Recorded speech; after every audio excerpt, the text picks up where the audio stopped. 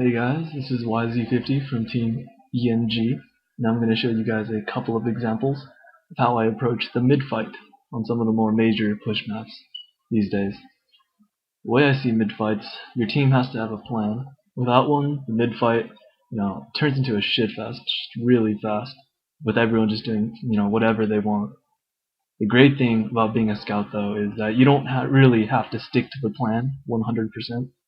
I mean, it's important, but your DM and quick thinking, they're probably going to be the more important things for you personally. In this video, I'm just going to explain a few basic mid-fight strategies, but what I really want to go over is how to react to things that happen at mid-fights.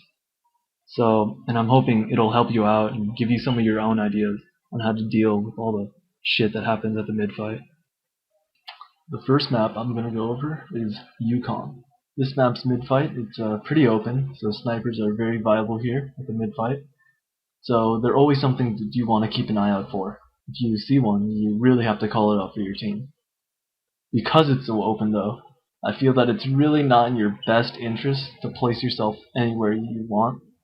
There are a few pretty good spots that you can hang out safely as a scout. You won't get sniped really, or spammed at by demo stickies. Those spots are the bridge, either health pack, or you're a rock. You can choose spots depending on where your combo is positioned or what you're planning to do next. But the way that Yukon is made, I feel like it's harder for me personally to flank without being seen, which is why I decide on those points to kind of look around and make a decision. The one thing I like to do on mid a lot is to take the bridge, fight a sticky on the way up there, on the rollout to mid. I won't force myself up there, but if I do get up there, I take the fight with whoever's has also made their way up, and I can hopefully push them off. At that point, I kind of just react to whatever's going on and just go wherever the fight takes me. For this specific fight, we're gonna roll the basic 6: 2 scouts, 2 soldiers, 1 demo, 1 medic. Our demo this time, he's gonna roll out quickly, and he's gonna loop around the choke, and I'm gonna go under. And so is our combo. They're gonna follow through after me. And I'm gonna jump up here. Here I go. If that sticky had hit me, I would have left. But I'm gonna push that scout off. He's gonna leave. I did eat a sticky though, so I'm gonna back up to our rock. Our medic went down. So our soldier's on roof though, and I'm gonna get it back on bridge and position myself for a play since our medic went down. And he's going in, and I'm gonna try and kill whoever I can, and they're hurt in that soldier. And our team's gonna finish them off right here. And that's a successful fight. Stop it here. So as you can see, our mid-fight didn't really go according to plan. Our medic went down early to their bombing soldier. And it's in those situations that quick thinking is what's really going to make or break the fight at that point.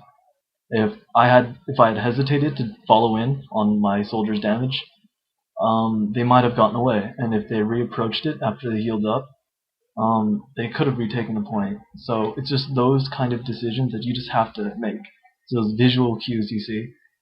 For my specific team, our soldier makes a lot of those when he jumps in, so I can follow up. But it's unique for every team. You just have to really watch out for it. Alright, so the second map I wanted to cover was Coldfront. It's one of those newer push maps that have seen lots of playtime recently, so I just wanted to go over it really quick. The mid on this map is pretty awesome for scouts. You have a lot of mobility and there's a lot of stuff to jump off of, so you can dodge spam and stuff. And it's really easy to flank without being seen because of the way the house is positioned and that fence near the health pack. On the other hand, this means that it's pretty awesome for the other team scout as well, which is why I make it my general goal, unless someone makes a specific call, to try and pick the other team scouts or engage duels to discourage them from flanking. Because, as a scout, you're the only thing that's keeping them from making a play on your side. If you do get a pick, though, you should look for a flank as soon as possible, like on your own, side. So for positioning on this mid-fight, it really depends a lot on which side their combo is. I usually like to fight on the opposite side, because I want to engage the scouts. I also like to hang around the corners of the house, so I can dip around. It helps to avoid rockets and grenades and stickies, all that cool stuff. And at the same time, I can shoot back jumping soldiers because of the way that the mid is designed. Soldiers jump kind of lower. They don't go high, so I can still do damage and push them back. If it's really because it's really easy to flank, if I see anything like an open route at all, I just take it, and that's what I do. All right, for this specific fight, we're gonna roll out standard, not a whole lot of frills.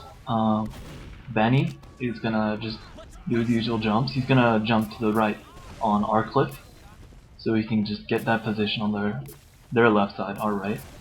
And I'm just gonna double jump at the choke in about a couple seconds, right here. I just want to see over their fence to see what's there so I can make an early call. Because they're there, I'm gonna go to the other side. There's a scout down. I'm gonna shoot back the jumping soldier hanging around the corners. And there's a scout down, so I'm just gonna rush right in. One scout down, and I'm gonna try to flank this combo right here and put as much damage on the pocket soldier. Our medic did go down, and so that's the reason why I'm just gonna chase this medic down right here. The mid fight was pretty nice this time around. Nothing really bad happened aside from our medic going down from the jumping soldier, which was the reason why I pushed in so hard to kill theirs. If I had let the medic survive, they would have been able to push back onto us with the Uber, and I didn't want that to happen. During the fight, I was also able to put pressure where I needed to, so it stopped anything really bad from happening, besides our medic going down. But it wasn't that big of a deal. If you noticed also, I didn't hesitate going in for the flank, because at that point, even if I did get shut down by their combo, it wouldn't have been that bad. Just for the fact that the time that they spend killing me, my team can get damage or position on them. So it's not that bad. If they're scout down, it's okay to go and trade. Next in the lineup of what I wanted to cover in terms of push maps is Gully Wash. I saw this map was like mostly played in the Euro scene, but recently lots of people are playing it in North America. So I wanted to go over it really quick. The mid fight feels kind of heavy oriented at times, so if you feel like you're taking too much damage on the point, or you're being pressured too much, it's okay to fall onto the floor. Keep in mind though that when you fall, there are dangers associated with dropping down. If you ever see someone drop down, it's probably a sign that you need to go kill them, go finish them off. There are two ways to get onto the point.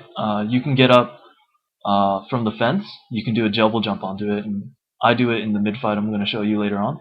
Or you can double jump off the log and just slide your way on up. I prefer the fence because it's quicker and easier, and I don't mess it up as much. I think it's safer to just do the fence. When you get on to the point, either way, the fence or the log, you're going to probably come face to face with a demo. And this is pretty dangerous. If you don't see him, and he comes out at a random time, he can put damage on you and you'll get picked easily from their scouts who are also probably on the point, or he'll just kill you himself in seconds if you're not ready for him. So you really got to watch out for that on this point. Okay, for this fight we're running standard, 2 soldiers, 1 demo, 2 scouts medic. I wanted to go through the yard with our demo, but our soldier killed himself in spawn, so I thought he was going to be slow. I changed my mind right here and decided to go lower instead. You can see that right here. Right here I'm going to take the Festno, what I talked about earlier, to just get onto the point. And my main objective was try to push the soldiers off, but a scout was here, so I just get off. And I'm just going to reapproach the fight and try to reset it by coming around, and this is just a whole new fight, is what I feel like. And I want to push the soldiers off the point, which I do. The spire is pretty dangerous if the soldier does get up there. And we're able to cut a scout off here, me and Nether, and we're going to pick him off, and I think we have this point. We're just going to put time on it and be a little safe, not get picked, so they want to push in, and yeah, sure enough, we're just going to cap this in a few seconds. And yeah, we've got it. Alright, so as a general overview, I felt that our rollout was kind of slow to the point this time around. So when we did get on the point to fight, me and Nether, I felt the need to slow it down. So did he. So we both fell off the point to kind of reset the fight. I talked about it earlier. That's just, I just wanted to get buffed up again and healed up and just retake the fight since none of us went down. So it was essentially 6v6 on each opposing side, and it just feels like a reset to me, so that's why I call it that. I might have been able to do more in those first 2 to 3 seconds if I was faster to mid, but it worked out anyway, so it's okay. But what I did was I went from upper, and that's just not as fast as going lower. I was attempting to go through yard, but I changed my mind. Just for future reference, just make a decision early on so you don't waste that time. If I was there those 2 to 3 seconds faster, I might have been able to push the soldier off. with scatter pushback, which is pretty crazy. Which brings me to another point. When we were fighting 6v6, when I resetted the fight, or when me and Mezer restarted the fight, the point is kind of high now with the new goalie wash update. You can't really jump onto it easily as a scout. Soldiers take it pretty easy now. They just jump up there. It's kind of high, and if they have that height advantage, I really want to make it a priority to push them off with the pushback. Even if you're not killing them, you're doing damage and you're pushing them off that point so that they can't put damage on your combo. You have to kind of hope you don't get flanked by a scout while you're doing this stuff. It's a real gamble, but it does pay off in the end.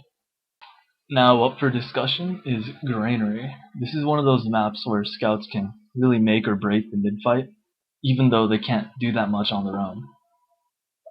Everything you do here will feel like it's kind of based off the play of your heavy classes, where they're positioned, where they're putting damage. Because of this, I feel like you don't have as much freedom on Granary mid as you do on other mid fights. So you really have to stick to your responsibilities at this fight and just wait for the openings that you see. You want to watch your flanks as a scout, and you want to call the early positioning of the other teams so your team can react to it as fast as possible, like the demo position, combo position, where the scouts are, what sides they're on, any side is stacked. You also want to make sure that scouts don't get a flank going. It's really dangerous on this map. They can do all sorts of damage if no one sees it beforehand. There's so many things that can happen in Granary mid that I can only give a few general ideas of what to do as a scout. Just a few basic starting ideas. You can roll out left to the enemy garage side, which is what I do a lot. You can go right to see what's going on at their choke, or you can go up top to the garage, through your catwalks and onto the boxes, and maybe hope to deny a soldier off. It really depends on what your team is planning to do at mid, whether they're planning to be a bit more aggressive or a bit more passive. We're rolling a standard lineup here, and I'm planning to go up the left. Our soldier's just going to be pretty standard. They're not going to do anything special. Danny's just going to be really fast as usual. Right now I'm just going to wait till we get to mid to start explaining what I'm up to, or what I want to do. And right here, I want to jump on that signpost right in front of me, right there, and I want to get on this crate. I want to try to push the soldiers off that have been jumping onto our crates, but no soldiers are coming. I choose to leave the health pack, and I noticed that the left side wasn't stacked that hard. I choose to go through the garage to flank the demo instead of going for a full flank through the choke. I thought my team would benefit more that way. And I think I'm going to get this demo. I do get the demo, and I want to hold position on this crate. They don't really want to come my way since I have this position. I kind of had to push them back if they jump at me. So I'm just going to hold this position right here, and their combo did go down. Right now, we have the point, and I want to go through the garage. I wanted to clear it out, and there's a scout here, so I'm going to fight him. And now that that fight is over, I'm going to take this health pack. I see the Giggly has the point, so I want to move up and try to get time on their second point. This mid fight went by pretty cleanly. We were able to down their combo while keeping our own alive. And I didn't feel a whole lot of pressure from the enemy scouts, so I went in for a flank really early on, even while knowing that both their scouts were still alive. Could have ended badly, I guess, but it didn't. Luckily, while I was flanking, a scout went down to Benny, so even the numbers of scouts out on the field at the time. So that was pretty nice. It's really easy to hold the boxes when you're a scout, which was the reason why I held the boxes and just stayed up there. If the enemy demo is down, there's really no one who's going to put damage on you up there besides a jumping soldier. And with that positioning, after that pick, you can just push them back if they jump on. You're going to take rocket splash damage, but assuming you're full health like I was, and you have the pill bottle right there, you can avoid just direct rockets, and maybe you can take like 2 or 3 jumps, and at that point he's pretty much dead. In this case though, they didn't really jump at me. The place where I was sitting was more than enough to discourage them from trying to exit my way. So that's why they tried to leave through the garage, but at that point my team was already in position to jump on them, and they got finished off. Badlands. Badlands is the most fun push map I've played so far in TF2. I guess the community generally agrees that it's awesome, because it's probably seen the most playtime in TF2, the competitive scene anyways, out of every other map. There's so many reasons for this, and I think that one of them is the mid fight. There's a lot of things you can do here, and so many things you have to watch out for, because there are such a variety of things that you can plan out as a rollout, or how to take the point, or do damage, get picks. The standard stuff to watch out for, though, is a push from lower onto the point. That's your job to call it out, whether you're up top or lower. Where their demo is situated to do damage, like in the window or out of the house or even at choke, and what the enemy scouts are up to. They could be in your closet, they could be pushing hard onto the point and try to kill your demo early. In regards to that, I just want to go over a few basic ways you can get up to mid, and those three ways are going to be through lower. You can try to go up from valley and call it out early if you're lower, and through this way you can probably avoid sticky damage. You can be pretty standard and just come through the house and hope to avoid a sticky, but if you come this way, chances are you're going to take some damage. You can also go to their closet and try to get a flank going, but you really have to call it out if you're going to do this. You're probably going to die early. Whatever you do, though, you just have to make sure that your team knows, so they can keep a mental note of what your position is or where you generally are. Okay, for this fight, we're going to play it fairly standard again. With the exception of Banny, this time he's planning on coming through the choke, and Giggly says he's going to go to their closet. So I decide I need to get in position to lock down our side by being a bit more passive. So for this reason, I get on the crate and call out the demo. I'm going to try to engage the scout and force him back. And Banny does finish him off, so I'm wrapping around backwards to get healed up. And I'm going to take the health pack and jump on the point to re-engage. And there's a soldier here, so I'm just going to one-on-one this soldier and try to avoid his spam. And sure enough, I think he's going to go down, and the medic escapes. At this point, we have it, and I'm going to push up really hard. And I just want to get a pick so I can go take Spire pretty easily. I'm going to go through the battlements, and eventually I see a scout. And I'm going to get my pick, so I go to Spire and just start capping it with my team. After a few seconds, my team does cap the point. Not a lot of extraordinary things happened at this mid-fight. It went really well, actually. Our team wiped theirs with the exception of the medic, and we were able to take the Spire nonetheless, even though the medic was still up. The crate's a really good way to avoid spam damage, and you can see that I was kind of abusing it. I'd take angles on it to avoid the rockets and hide behind it, and by hiding you can kind of make guesswork of the demo. He has to kind of guess where you're at. You can avoid stickies that way. If you're ever in trouble, the crate's it's going to be your saving grace versus any projectile class. The reason why I pushed in so hard by myself after we basically had the point was because I felt that even if I went down then at that point, it wouldn't really affect my team. I felt like they could still take Spire or contest it well enough for me to come back and re-enter the fight. So I decided to push in hard and try to get a pick, and by getting that pick, I thought that they wouldn't even bother to contest Spire, which is what I wanted. It makes for less funny business. So I also wanted to cut their medic off, but that didn't really happen. So I just settled for the pick and went to go cap Spire. So yeah, that's the end. I covered 5 mid-fights pretty basically, and lots of the things I said are basic ideas, which is what you have to keep in mind. I said earlier that I think mid-fights are decided by how well you react and how you DM on the point. I really do stand by that.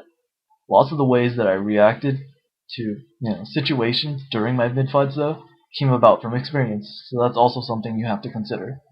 Overall though, thanks for watching my video. This is YZ50, and I'm freaking done.